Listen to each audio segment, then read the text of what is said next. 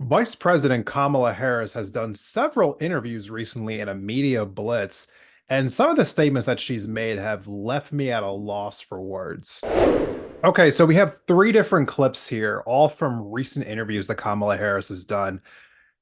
For a variety of reasons, I have some issues with each one of these clips, but first we're going to play each one and we're going to talk about them all. This first clip here is from The View. Let's take a look at it and then we'll talk about it on the other side. Well, if anything, would you have done something differently than President Biden during the past 4 years?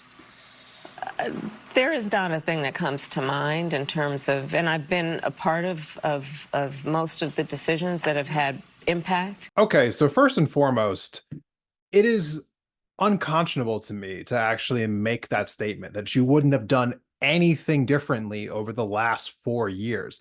Now, to a degree, I can understand, the conventional thinking. She's the current vice president. She doesn't want to condemn the current president, Joe Biden, or the work that they've done because it makes it look bad.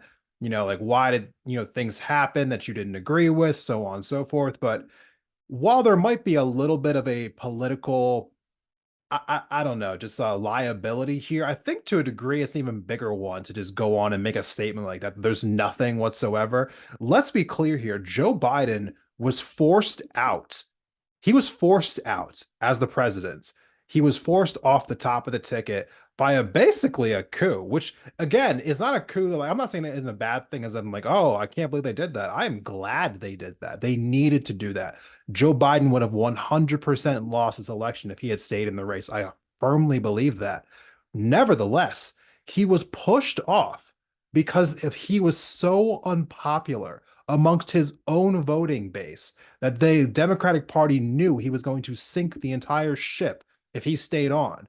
And so they kicked him out. Kamala Harris takes the spot. And it has to be, you have to know that the American people, specifically Democratic voters, were just not happy with how the last 4 years were going. Whether it was younger people who were upset about, Israel and Gaza, who were upset about housing prices or student loans. If you think about like maybe older voters who were upset with, maybe Republican extremism, people were upset in general about police brutality, lack of climate change investments. Biden had historic unpopularity. I mean, historic going into this election.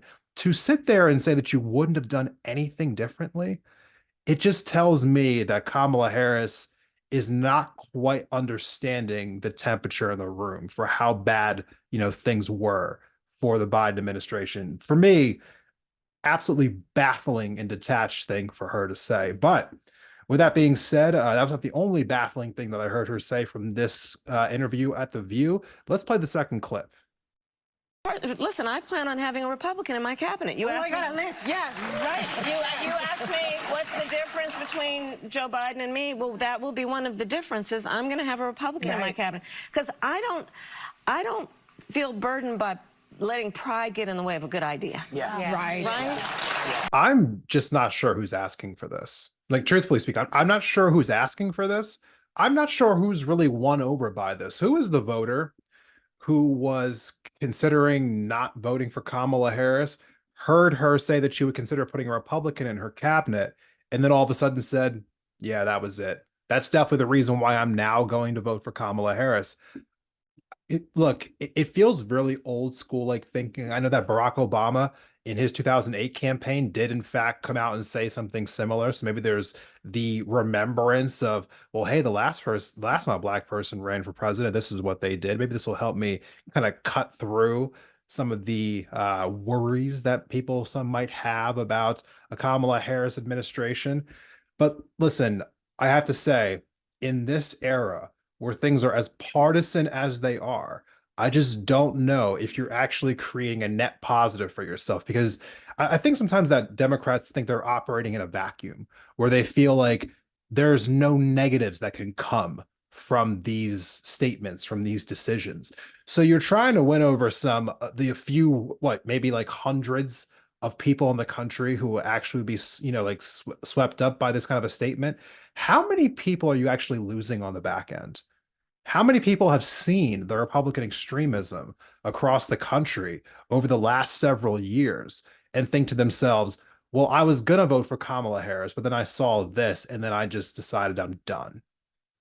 Not saying that they're going to turn around and vote for, Trump afterwards. Maybe they just won't vote at all.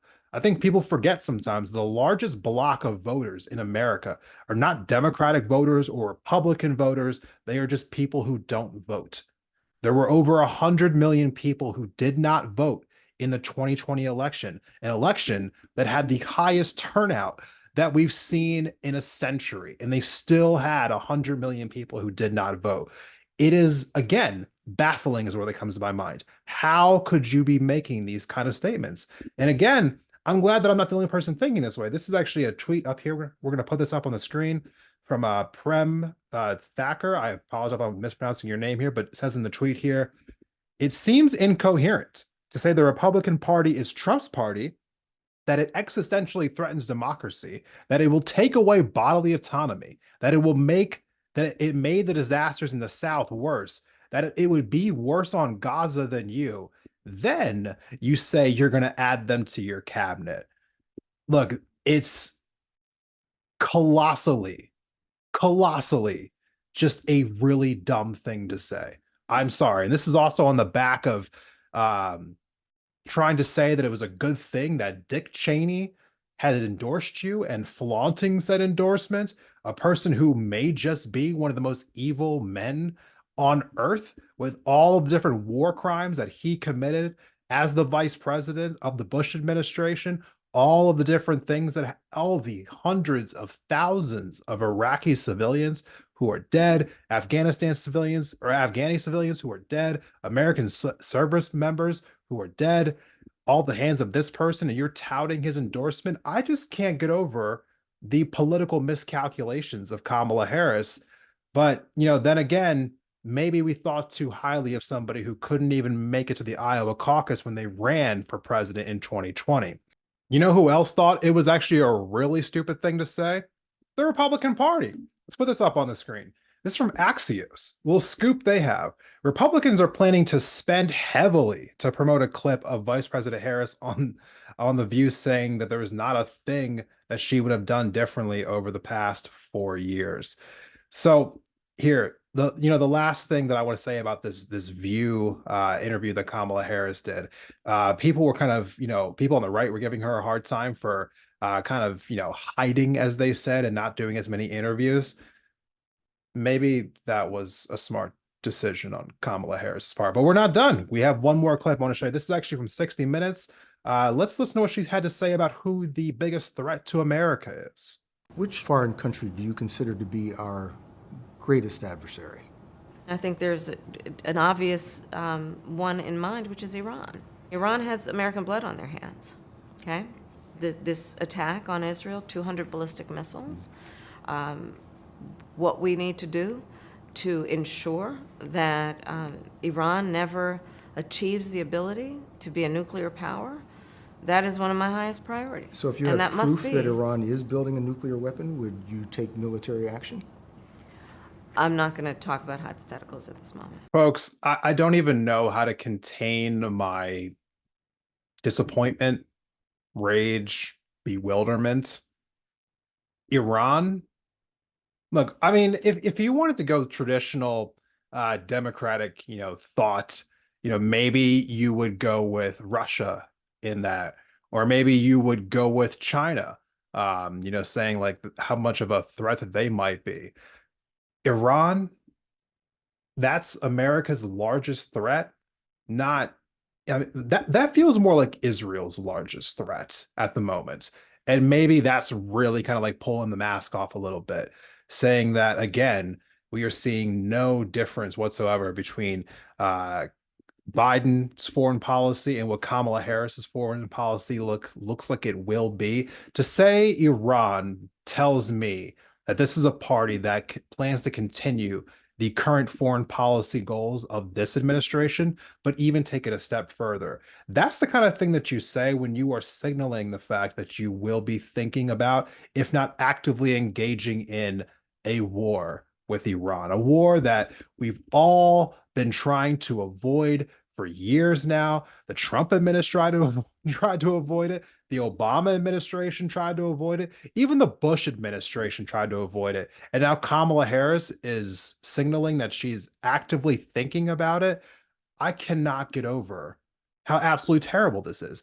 Even Joe Biden, with how terrible that he's been with all of his conflict in the Middle East, has been saying basically in every way, shape, or form that he doesn't want any kind of conflict in Iran.